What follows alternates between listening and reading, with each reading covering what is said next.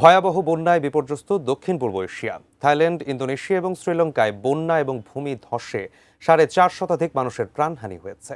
সময়ের ব্যবধানে বাড়ছে এই সংখ্যা। ব্যাপক ক্ষয়ক্ষতির সম্মুখীন হয়েছে দেশগুলো। আরো বিস্তারিত জানাচ্ছেন রায়হান মুন্সি। প্রাকৃতিক দুর্যোগের চোখ রাঙানি দেখছে দক্ষিণ পূর্ব এশিয়ার দেশ ইন্দোনেশিয়া ও থাইল্যান্ড।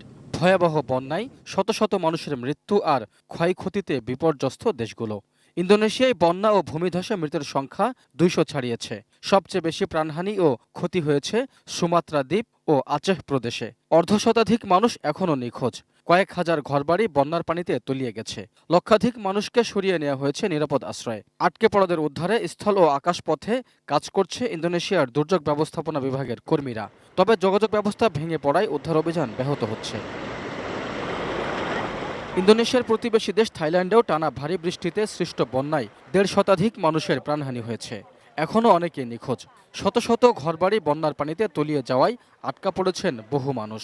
পাহাড়ি অঞ্চল হাতেইতে ভূমিধসে অর্ধশতাধিক প্রাণহানির ঘটনা ঘটেছে। উদ্ধার কাজে সহযোগিতা করছে থাই সেনাবাহিনী। বন্যায় ক্ষতিগ্রস্ত হয়েছে অন্তত 35 লাখ।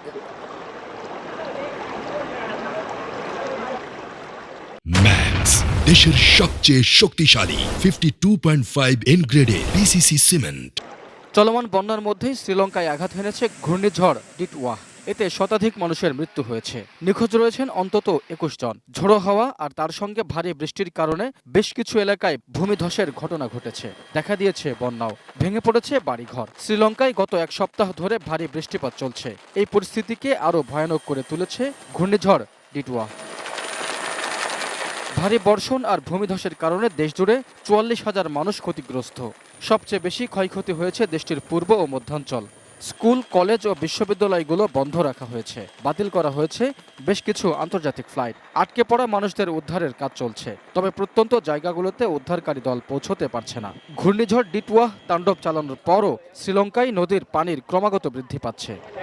বন্যার কবল থেকে রক্ষা পায়নি মালয়েশিয়াও। মারা গেছেন 2 জন। 30,000 মানুষকে নিরাপদ স্থানে সরিয়ে নেওয়া হচ্ছে। Raihan Munshi, desk report, ATN news.